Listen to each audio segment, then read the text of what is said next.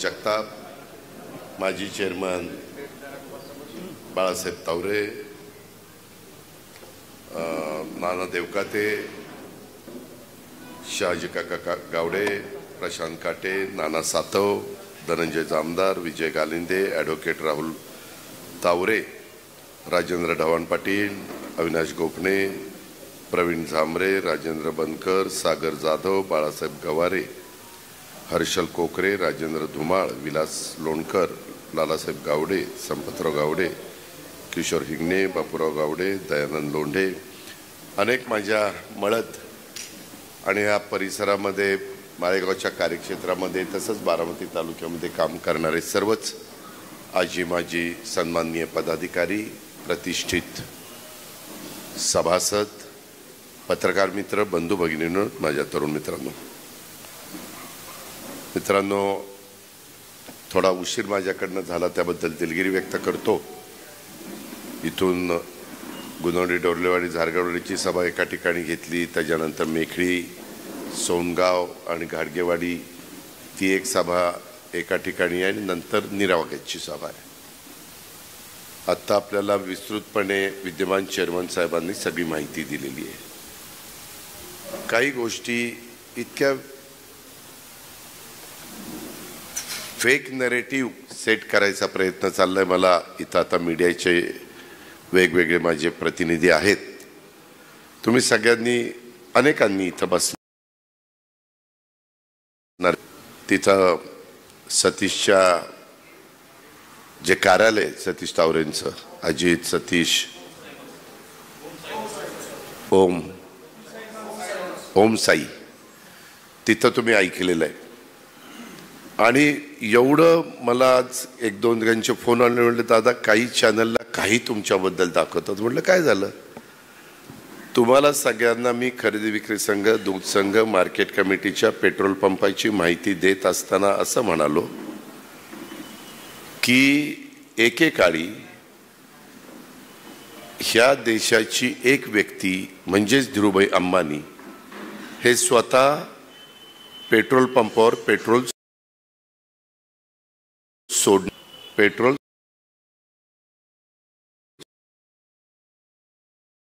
सोडण्याचं काम, नीट आहे, वेगळंच काही ते केला. सांगू तर राजकारण सोडून राजकारण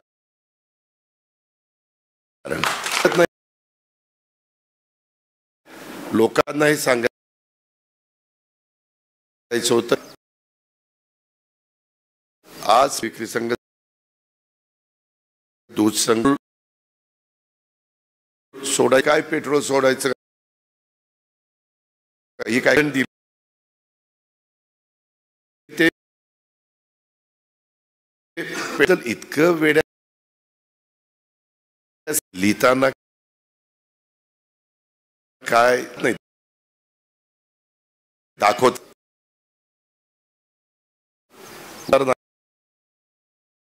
नागरिक आहेत, बोलू कशा मागे कधी मोजलेली आहे,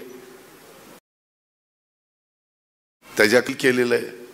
ह्या सगळ्या गोष्टी आहेत. त्याच्यामुळे मी मुद्दाम त्या गोष्टीचा उल्लेख केला की हे जे काही विपर्धचा मा करण्याचा प्रयत्न ज्या मीडियावाल्यांनी केला त्याबद्दल मी अतिशय खेद व्यक्त करतो. मित्रांनो, वेगवेगळ्या पद्धतीने मी परवा नाव जाहीर केल्यानंतर मला वाटलंच होतं की हे सगळे काही ना काही काढणार. त्यांनी काय मुद्दा काढला की अजित पवारांनी तर त्यांना कामाला वेळ नाही म्हणून, कामाला वेळ नाही, त्या संस्थेला वेळ देता येत नाही म्हणून राजीनामा दिला आणि तिथं रणजित तावऱ्यांना घेतलं. समाजी होळकर आणि आपले दत्तोबाई तर तिथं आहेतच डायरेक्टर. आणि मग तिथं मात्र राजीनामा का दिला तर म्हणले त्यांना वेळ नाही म्हणून दिला. मग इथं का ते आता चेअरमन व्हायला निघाले? मी सांगतो, मी फॉर्म जो भरला होता, फॉर्म भरून ठेवला होता. मला साधारण रागरंग लक्षात आला आणि ते बघितल्यानंतर मी असं ठरवलेलं आहे की कुठल्याही सहकारी संस्थेमध्ये आपण डायरेक्टर राहायचं नाही. होतं काय, आपण डायरेक्टर असलं आणि तिथं दुसरी व्यक्ती कोण चेअरमन व्हाईस चेअरमन असली आणि त्यांनी काही निर्णय आमच्या परस्पर घेतला तरी आम्ही त्याला जबाबदार आहोत. म्हणजे हे मी राज्य सहकारी बँकेमध्ये बघितलं. राज्य उपमुख्यमंत्री होतो, मला मीटिंगला जाता येत नव्हतं आणि त्यावेळेस काही निर्णय त्यांनी घेतले, परंतु राज्य सहकारी बँकेवर ज्यावेळेस ॲक्शन घेण्यात आली त्यावेळेस जेवढं संचालक बोर्ड आहे त्या सगळ्यांना त्याच्यामध्ये नोटीस आल्या, त्याच्यात मला पण आली आणि माझी किती बदनामी झाली तुम्ही बारामतीकरांना बघितलेली. आत्ता मी तिथं जातोय ते चेअरमन होण्याच्या करता जातोय. त्यामुळं जे काही निर्णय घेणार आहे ते मी घेणार आहे. मी तर दत्तोबाई तो इथं नाही, त्यामध्ये दत्तोबांना किंवा रणजितला किंवा संभाजीरावांना विचारा की मी कधी आपले CEO जे देसाई आहेत त्यांना सांगितलं एकही विशेष बाब किंवा खास बाब करायची नाही आणि बँक चालवायची, तिथं कुठं गडबड होऊन देऊ नका. तसं आता बोर्ड मीटिंगच माझ्या अध्यक्षतेखाली होणार म्हणल्यानंतर मी नीटच काम करणार. त्याचं कारणच नाही. सहकारामध्ये तुम्ही चुकीचं वागला, काही तिथं वेडेवाकडे प्रकार केले, कुठंतरी त्या संस्थेचं हित न जपता नुकसान केलं तर तुमच्यावर ॲक्शन होते. इथं आपण त्या कारणाकरता जातच नाहीये. इथं सन्माननीय बाळासाहेब तावरे आणि केशवराव जगताप आणि त्यांच्या बोर्डाने ज्या पद्धतीनं गेले 5 वर्ष सातत्याने उच्चांकी भाव देण्याचं काम, आज देखील जो ॲडव्हान्स दिलेला आहे तो 3332 रुपये राज्यात कुठल्याही आणि तरी आरोप काय करतात, ती 11 कोटीची साखरच भिजली, ते असंच झालं, ते कर्ज काढूनच पैसे दिलेत. अहो ज्याची पत असती त्यालाच कर्ज मिळतं. सगळ्यांनाच कर्ज जर मिळालं असतं तर फार बँकाचं वाटोळच झालं असतं.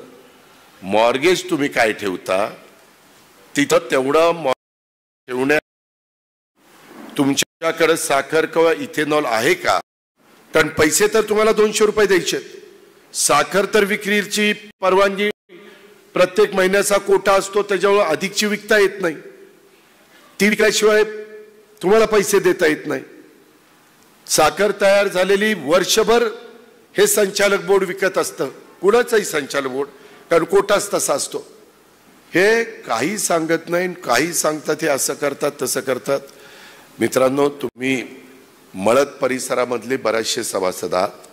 मी आपल्याला सांगतो की पॅनल टू पॅनल मतदान करा, फक्त कपबशी बघा. 3दा तुम्हाला मतपत्रिका मिळतील.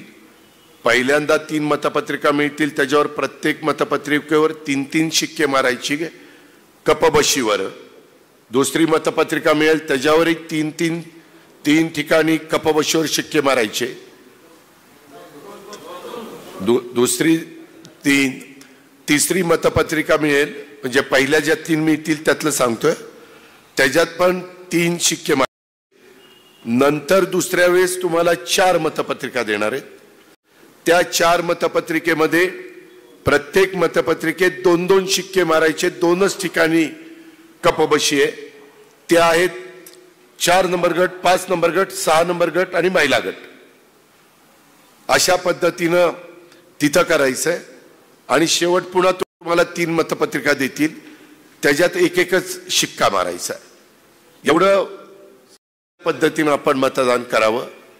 मी जबाबदारी घेतलेली आहे, तुम्हाला सगळ्यांना माहिती आहे. मी ज्या जबाबदारी घेतो माझी प्रशासनावर, मी कुठल्याही मीटिंग राज्यातल्या घेऊ, जिल्ह्यातल्या, तालुक्यातल्या घेऊ, कशा पद्धतीनं मीटिंग घेतो. उलट मला काही माझे इतर मित्र पक्षाचे आमदार म्हणतात, दादा तुम्ही मीटिंग लागावून घ्यावं, निर्णय होतो.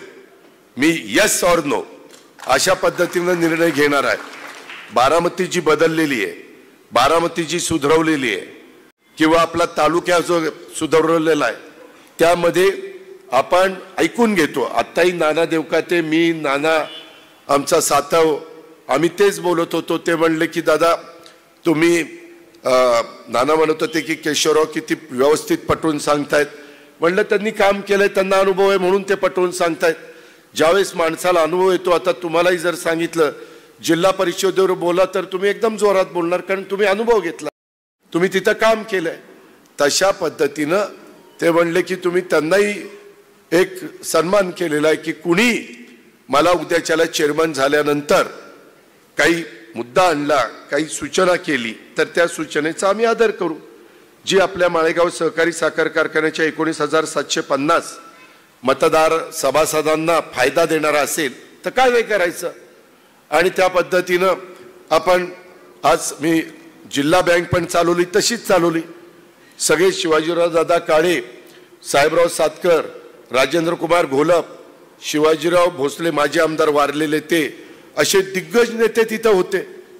पण मी व्यवस्थितपणे काम केलं. रमेश थोरात, तिकडं चंदू काका जगताप केलं ना, तुम्ही बघितलं ना. त्यावेळेस तर मी तरुण वयात होतो. आता तरी मला अनेक वर्षाचा अनुभव तुमच्यामुळे आलाय. अनेक उन्हाळे पावसाळे माझ्यासारख्या कार्यकर्त्यांनी बघितलेत. आणि त्यामुळं महाराष्ट्रातली ही सहकारी साखर कारखानदारी कशी टिकली पाहिजे, वाढली पाहिजे, पुढच्या पिढीच्या करता आपल्याला मजबूतीनं उभी केली पाहिजे, हे सगळं आपण करतोय. आणि ते मी मधी खरेदी विक्री संघ, दूध संघ, मार्केट कमिटीची उदाहरण दिली. अहो, आपल्या बारामतीमध्ये करोडो रुपये ह्या संस्थांना आपण आणले, सहकार टिकावं म्हणून आणले, माझ्या शेतकऱ्याचा फायदा व्हावा म्हणून आणले. त्याच्यातनं दुसरा काही माझा हेतू नव्हता. बरं, चेअरमन ही लोकच आहेत, मी कुठं तिथं हा चेअरमन आहे, हा चेअरमन आहे, हा मार्केट कमिटी, तिथं दूध संघ आणि खरेदी विक्री संघ, तिघाही विश्वास काय किंवा रवींद्र काय किंवा कोकरे काय हे तिथं चेअरमन म्हणूनच काम करतात ना. वेगवेगळ्यांना आपण संधी देतोय. मागं देखील 5 वर्षाच्या करता बाळासाहेबांनी आणि केशवरावांनी उत्तम पद्धतीचं काम केलं. तरी अरे ह्यांनी मुख्यमंत्री व्हायच्या ऐवजी चेअरमन व्हायला निघाला. अरे तुमच्या का पोटात दुखते? चेअरमन मी व्हायला निघालोय आणि करणार ही लोक आहेत. ह्यांचं जर मला चेअरमन करायला पाठिंबा असेल तर ह्यांनी का इवळायचं, ह्यांना का त्रास होतोय? त्या प्रकारे मित्रांनो आपल्याला खूप चांगले फायदे उठवायचेत. मगाशी केशवरावांनी, मी खरं ह्यांच्याशी बोलत होतो, मी ऐकलं की नाही माहीत नाही, परंतु कोजनला ₹1.5 जास्त दिल्यामुळं तुम्हाला ₹100 भाव हा टनाला जास्त मिळाला. मी कधी तुमच्याशी खोटं बोलणार नाही, कारण तुम्ही वारेमाप माझ्यावर प्रेम केलेलं आहे. कसलेही चढ उतार आले, कसल्याही लाटा आल्या गेल्या, तरी तुम्ही ज्या पद्धतीने मला साथ दिली ना, ते मी मरेपर्यंत विसरू शकत नाही. आणि त्यामुळं मला असं वाटतं की बाबा आपण लोकांच्या करता केलं पाहिजे. शेवटी सगळ्यांना ही संधी मिळत नाही. अनेकांना वाटतं डायरेक्टर व्हावं, अनेकांना वाटतं चेअरमन व्हावं, परंतु नाही, जागा ठराविक असते. आणि ह्यावेळेस ह्या सगळ्या गोष्टी आणि माळेगावच्या परिसराचा सर्वांगीण विकास करण्याच्या करता कारखान्याचा मित्रांनो कधीतरी तुम्ही दौंड शुगरला किंवा अंबालिका शुगरला जा सहज आणि चक्कर मारा. काय होतं पहिलं आणि काय केलंय तुमच्या लक्षात येईल. तशा पद्धतीनं मला आजच आदित्य माझ्याकडे काही कामं करतो, उद्धव गावडे काही कामं करतात. त्यावेळेस आदित्य म्हणला, दादा ज्यावेळेस तुम्ही चेअरमन पद जाहीर केलं त्यावेळेस मी PWDच्या अधिकाऱ्यांना म्हटलं, आता तुम्हाला पुढं 6 वाजता माळेगावला यावं लागणार. ही बाबा काही हे कमी म्हणजे तुम्हाला सोडणार नाही. आणि मी नीट ऐका मळदकरांनो, सभासदांनो, त्या भागामध्ये जे राज्य सरकारशी संबंधित रस्ते आहेत ते राज्य सरकारच्या खर्चाने केले जाईल धनंजय. आणि जे राज्य सरकारच्या खर्चानी काही गोष्टी मला करता येणार नाहीत त्या मी कारखान्याचा एक अमोल रुपया देखील खर्च न करता माझ्या इतक्या ओळखी, माझे इतके, मी कुणालाही सांगितलं आता एन्व्हायरमेंटल फोरमला, उद्या जर त्यांच्याकडं काहीतरी 10-12 टिपर आणि 10-12 पोकलॅन, रोलर, JCB अशी वेगवेगळी मशीन आहे. मी हे करणारे बाळासाहेब केशवराव एक पैसा खर्च करणार नाही माळेगावचा, एक पैसा.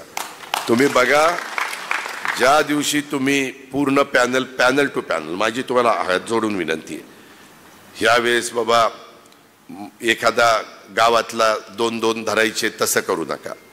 तुम्ही पॅनल टू पॅनल मतदान करा. तुम्ही तुमचा 5 वर्षात एवढा फायदा करून देईल म्हणजे न माळेगावकरांना तोशिष लागतात ती तर कामं DPDC मधनं, आमदार निधीतनं, राज्य सरकारमधनं, केंद्र सरकारच्या विविध योजना असतात त्याच्यातून, अशा वेगवेगळ्या CSR मधनं, ह्यामधनं मी करून देणार आहे. आपली तेवढी ताकद आहे, आपण ते करून दाखवलेलं आहे आणि तुम्ही पण उघड्या डोळ्यांनी बघितलेलं आहे. उद्या नगरपंचायतीत मधनं, कारण नगरपंचायतीमध्येच आपला कारखाना येतो माळेगावच्या, त्याच्यावर मला नाही ते 350 कोटी रुपये दिलेत आतापर्यंत, पण जसं बारामती बदलवली ना तसा तो शिवनगर आणि माळेगावचा परिसर मी बदलील. फक्त माळेगावकरांनी साथ सगळ्यांनी द्या, सभासदांनी साथ द्या. भाव तर चांगला त्या प्रकारे दिलंच. त्यांनी सांगितलं ते असं झालं, प्रदूषण झालं. अहो तुम्ही पण देखील 50 वर्ष डायरेक्टर आहात ना, कितीतरी वर्ष चेअरमन आहात ना, मग तुम्ही का नाही प्रदूषण कमी केलं? मी कबूल केलं पहिल्या सभेत की माझ्या शिरवलीला, माझ्या खांडजला, माझ्या निरावागजला त्रास होतोय. ह्याची पण स्वतःची काहीतरी, तू परवा मला सांगत होता जमीन आहे तिथं, अशा वेगवेगळ्या लोकांच्या जमिनीला त्रास होतोय. त्याच्यामुळं आमचं ते 7,500 कॅपॅसिटीनं केलं, 9,500 कारखाना चालला, कुठंही स्टॉपेज नाही. खुशाल म्हणतात की साखर भिजली. मी परवा पण विचारलं MD, अरे भिजली का? नाही दादा येऊन बघा. का रे खोटं बोलता, का दिशाभूल करता? मी जसं प्रत्येक गोष्ट खरी सांगितली, मी आता जी गोष्ट सांगितली ती खरी आहे. मी बोलतोय ते खरं बोलतोय आणि त्याच्यामुळं ह्या सगळ्याचा त्या एका पठ्ठ्याने मला वकिलांनी राहुल तावरेंनी दिलं की दादा अशा मुद्दे काढले. एक म्हणला महिन्याला मासिक सभा घ्यावी लागते आणि मग उपमुख्यमंत्री मुंबईत असतो, कशी मासिक सभा घेणार? उपमुख्यमंत्र्याला काही विमानाने येत नाही, त्याची ऐपत नाही. दर आठवड्याला बारामतीला आहे, बारामतीपासून आला माळेगाव किती लांब रे, लय लांब. काय म्हणजे आपण काय बोलतो भाषणात, काय आपण सांगतो का? मी एकेका दिवशी किती सभा, म्हणजे परवा आता पुण्यामध्ये होतो मी, असं बसलो की DPDCची मीटिंग घेतो, कोरोनाच्या संदर्भातली मीटिंग घेतो, शिक्षणाच्या संदर्भातली मीटिंग घेतो. तो आता माझा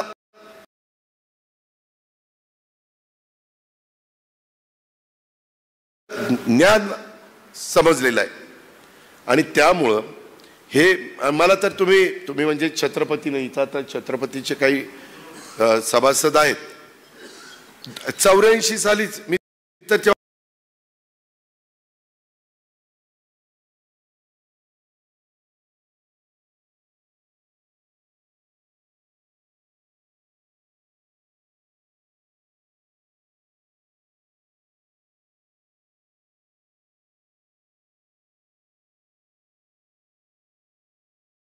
बरोबर मी मीटिंग कधी घ्यायच्या, काय पोटात दुखते, सकाळी 6 वाजता घे. काय सकाळी 6 वाजता सगळे अधिकारी हजर असतात की नाही? सगळे सुट्टीच्या दिवशी, रविवारी शनिवारी असं आहे. त्याच्यामुळे हे काही मळतकरांनो, माझ्या सभासद बंधू भगिनींनो, तुम्ही माझ्यावर विश्वास ठेवलेला आजपर्यंत, ह्याही वेळेस ठेवा. बाकी काही बघू नका. हे काहीतरी दिशाभूल करतात. एकाने सांगितलं अजित पवाराला 2 मुलं आहेत. आता आहेत त्याला मी काय करू. पण अजित पवारकडे 17 कारखाने नाही, 14 सॉरी 14. एकाला 7 दुसऱ्याला 7. मग तुम्हाला काय मी असं करतो, 14 आहे ना रोहित, राहुल तुझ्याच भावकीनं सांगितलं, 10 कारखाने त्याला देऊन टाकतो आणि 4च कारखाने ठेवतो. काही पण बनायचं, काही करायचं. त्याच्यामध्ये आपण काय बोलतोय, मी मागेही सांगितलं की सहकारी साखर कारखाने द्यायचं विलासराव देशमुखांनी बंद केलं, सरकारने बंद केलं, म्हणून 100 खासगी कारखाने निघाले आणि 100 आता सहकारी साखर कारखाने आहेत.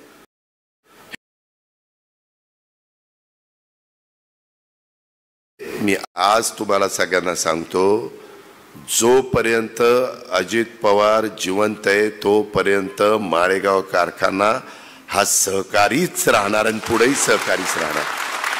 काही पण सांगायचं, काही सांगायचं, ते म्हणायचं काय शिक्षण संस्था विद्याप्रतिष्ठानला जोडणार, हे असं करणार, हे तसं करणार. अरे या ना, इथं तिथं तुम्ही उभा राहा, इथं मी उभा राहतो, बसू द्या लोकांना समोर आणि करू सवाल जवाब. काही पण म्हणजे ते एक मला राहुलनी दिलं ते ऐकल्यावर तर मी त्याच्यातच पडलो की असं झालं, तसं झालं, फलानं झालं. कामगारांचे 2-2 महिने पगार देता आले नाही. बाळासाहेब आणि केशवराव कधी 2 महिने लागले आपल्या माळेगावच्या? कधी नाही लागले. देता आले नाही. या वर्षी जानेवारीमध्ये 14 तारखेला संक्रांत होती, पगार दिला नाही. असं झालं. मी कुणाच काय बडबडतायत, काय सांगतायत. त्याच्यामध्ये ते मी ह्याचं सांगितलं की मी चेअरमन होणार आहे म्हणून डायरेक्टर बोर्डात जातोय. डायरेक्टर व्हायला कोण जातंय? त्याच्यामध्ये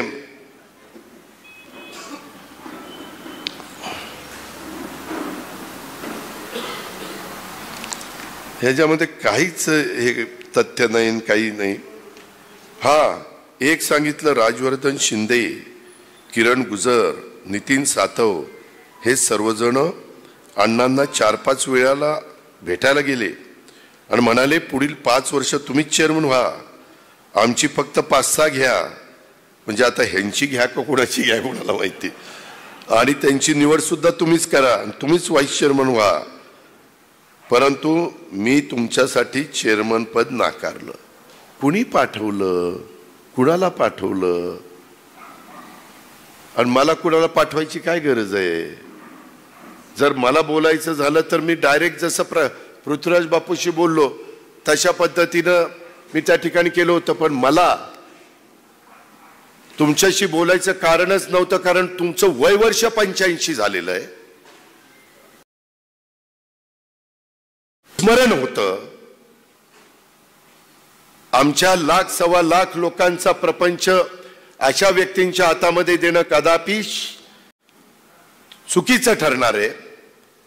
हे मी सांगतो, हे सर्वोच्चांना पटतं का? हे खरं आहे की नाही? आपल्या घरामध्ये आपले आजोबा असतील, आपले वडील असतील, आपल्या आजी असतील, आपल्या पणजी असतील, आपली आई असेल, आपली आत्या असेल, आपला चुलता असेल, कोणी वय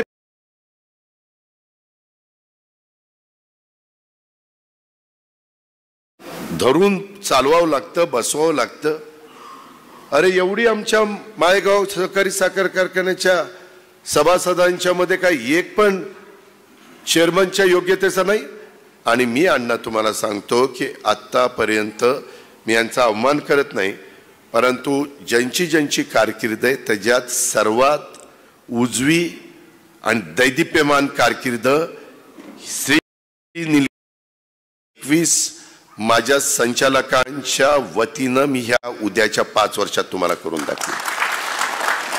कारण काही डिस्टलरीचं काम असलं तर एक्साईज माझ्याकडे, एआयचं काहीतरी मगाशी केशवरावांनी उल्लेख केला, आपल्याला कमी पाण्यामध्ये ऊस आता आणायचा आहे, आर्टिफिशियल इंटेलिजन्स म्हणजेच कृत्रिम बुद्धिमत्ता, ते आपण करू शकतो, ते आपण करणार आहोत. खताची बचत करणार आहोत, टनेज वाढवणार आहोत, जमिनीचा पोत त्याच्यातनं सुधारणार आहे. जमिनीला जेव्हा गरज असेल तेव्हाच पाणी आपण देणार आहोत. त्याच्यामुळं जमीन क्षारपड पडण्याचं प्रमाण हे पूर्णपणे आपण थांबवणार आहोत.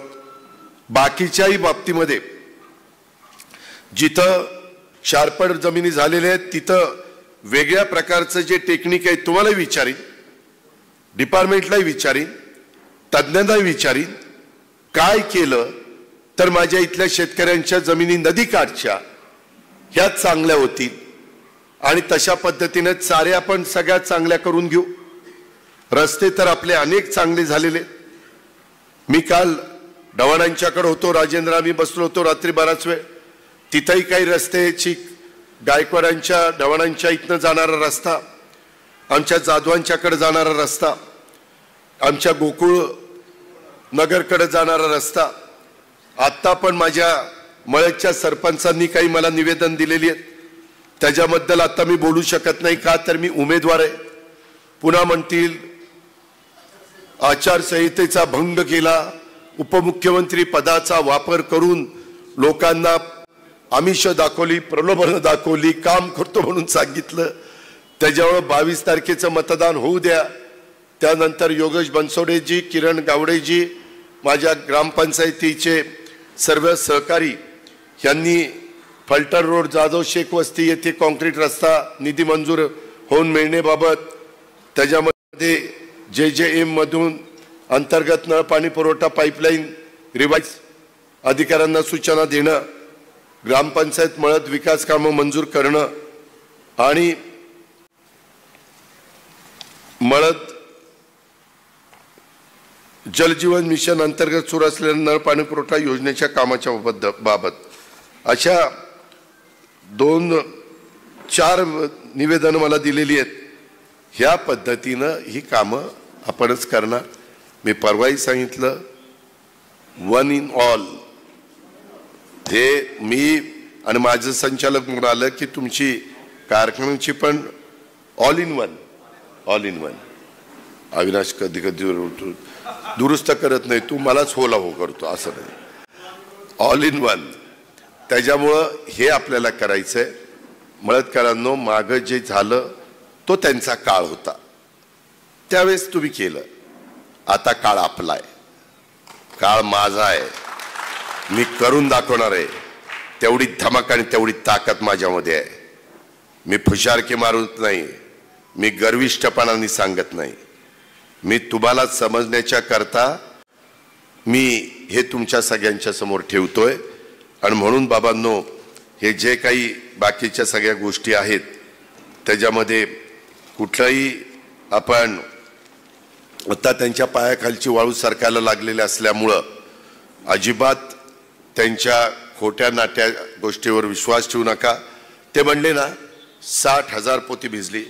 तुम्ही सभेला ऐकलं आणि तुम्ही सभासद असाल तर त्याच्यामध्ये ताबडतोब आपण कुणी पण अविनाश उठायचं, चला अण्णा कारखान्यावर, कारखाना इथंच आहे, आपण गोडाऊन उघडायला लावू आणि 60,000 भिजली का बघू. हा सूर्य हा जयत्र, डोक्याला ताप नाही. अरे सभेला ऐकायला काय, जा सभेला. बरोबर आहे, माझं तेच सांगणं आहे. फेक नरेटिव्ह सेट करण्याचा त्यांचा आता प्रयत्न केविलवाना चाललेला आहे. म्हणून त्यांनी साधारण मला राहुलनी जे काही मुद्दे दिले त्याच्यातल्या बऱ्याचशा मुद्द्यांना स्पर्श करण्याचा प्रयत्न मी केलेला आहे. बरेचसे मुद्दे आमच्या केशवरावांनी पण क्लिअर केलेले आहेत. आपला कारखाना कर्जबाजारी नाही. आपल्या कारखान्याची आर्थिक परिस्थिती बाळासाहेब इथं आहेत त्यांना विचारात चांगली आहे. काही घाबरण्याचं कारण नाही. पुढेही अतिशय उत्तम पद्धतीनं आर्थिक शिस्त. मी जर राज्य सरकारचा अर्थसंकल्प 11 वेळेला 13 कोटी जनतेचा मांडू शकतो तर माझ्या 19,750 सभासदांच्यावर अवलंबून असणाऱ्या 1.25 लाख लोकांच्या घरामध्ये आर्थिक सुबत्ता मी आणू शकत नाही. साधं सरळ गणित आहे.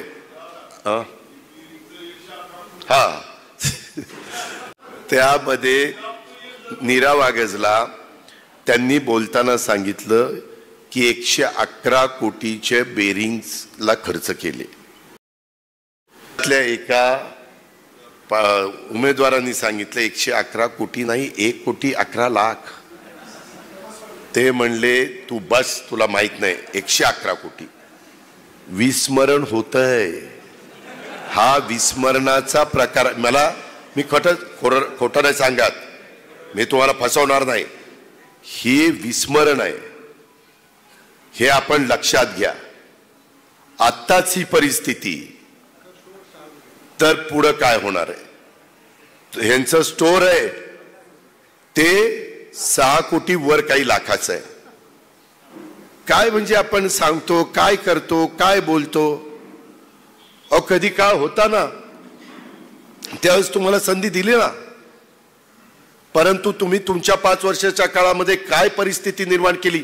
1061 वर रिकव्हरी आणली. आकडे तर लपून छपून राहत नाहीत ना. आणि नंतर बाळासाहेब चेअरमन झाले, नंतर केशवराव चेअरमन झाले, आणि सतत 12, पावणे 12, सव्वा 12 अशी रिकव्हरी राहिली. या पद्धतीनं कुठलं तरी छत्रपतीचं नाव घ्यायचं, तिथं असं झालं, तिथं तसं झालं. तिथं जाऊन बघा पृथ्वीराज बापू कशा पद्धतीनं कारखाना चालवतात. आणि मी तिथल्या सभेत लोकांना सांगितलं की माझं तिथं माझ्या व्यापामुळं मला असं वाटलं की दत्तामाव बघतील आता त्यांच्या तालुक्यामध्ये कारखाना आहे, माझा 40%, त्यांचा 60% भाग. त्यामुळं मी त्या माझ्या व्यापात राहिलो. आता मी ज्यावेळेस जबाबदारी घेतोय त्यावेळेस धनंजय मी स्वतःच जबाबदारी घेतोय ना, त्याच्यात कुठं मी नाही म्हणतोय. आणि जबाबदारी स्वीकारल्यानंतर मी मागं हटत नाही. हे महाराष्ट्राने बघितलंय, जिल्ह्यांनी बघितलंय, तालुक्यांनी बघितलंय, तुम्ही बघितलंय.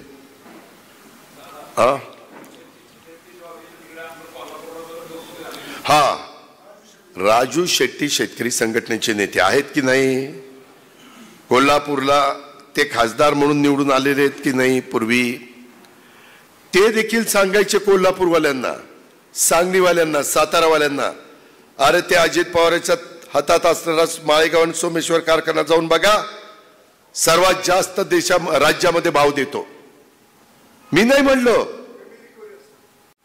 म्हणलो, तिथं आपल्यापेक्षा जास्त रिकव्हरी 1% आहे. म्हणजे आपल्यापेक्षा त्यांचे 300 रुपये जास्त व्हायला पाहिजे होते.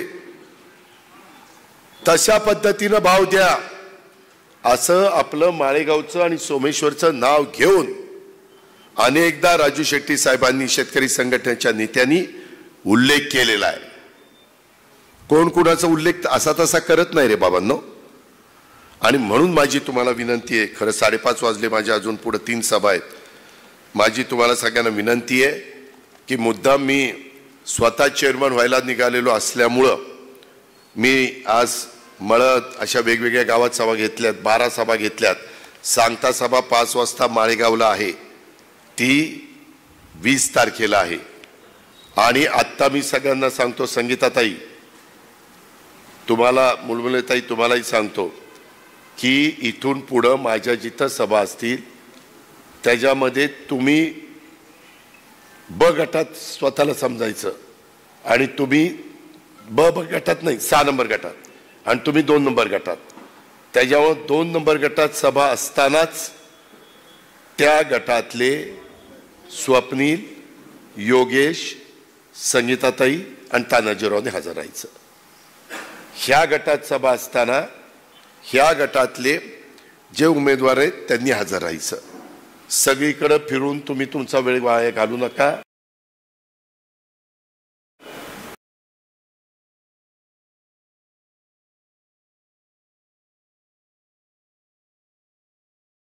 तुम्ही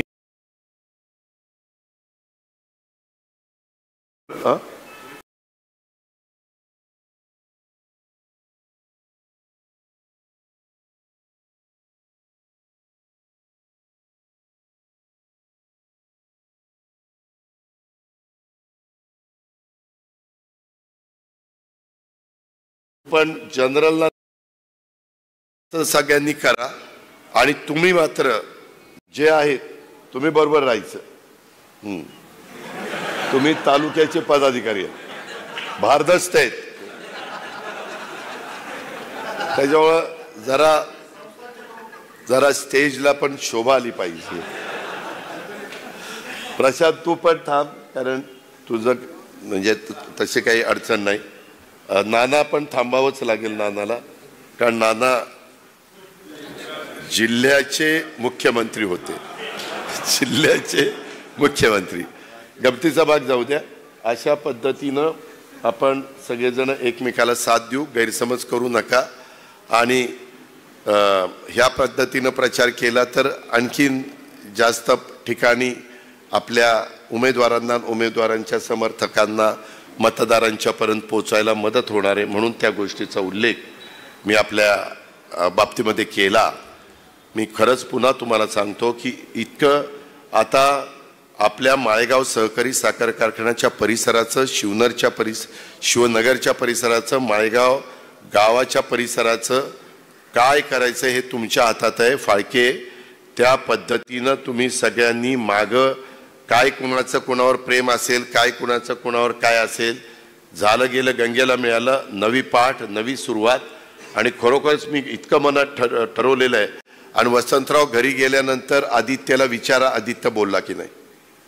आणि मी आता अनेकदा तो माझ्याबरोबर असतो, त्याच्यामुळे त्याला सहसा माझा स्वभाव माहिती आहे. मी त्याला म्हणलं, आदित्य तू आता बोललेला आहे तर तुला गावडेंनाच हे करावं लागणार आहे. पैसे मी देणार आहे म्हणलं, माळेगाव कारखाना देणार नाही. तेवढी आपली धमक आहे, तेवढी आपली ताकद आहे. आणि तेवढा मी CSR मधनं मच्छिंद्र पैसा आणणार आहे. शाण्या तिथं जरा शिरोली खांडमध्ये लक्ष दे. ह्या पद्धतीनं माझं तुम्हाला सगळ्यांना सांगणं आहे. आणि ही आता मी तुम्हाला सुवर्ण संधी दिलेली आहे, त्या संधीचं सोनं करण्याचं काम. आणि पॅनल टू पॅनल कपबशी ह्याला राजेंद्रजी मतदान करण्याचं काम. जरी शिरोली वगैरे काही झालेलं असेल तर मी ती भरून काढीन, तुम्ही काळजी करू नका. त्या प्रकारे सगळ्यांनी मला साथ द्या, वडीलधाऱ्यांनी मला आशीर्वाद द्या, आया बहिणींनी मला सहकार्य करा, तरुणांनी मला भरभक्कम पाठिंबा द्या. हीच आग्रहाची, नम्रतेची, कळकळीची विनंती श्री नीलकंठेश्वर पॅनलच्या वतीनं करतो. आणि आपल्या सर्वांचं आपण इथं उपस्थित राहिल्याबद्दल स्वागत देखील करतो आणि आपल्याला धन्यवाद देखील देतो. नमस्कार. प्रचार. धन्यवाद.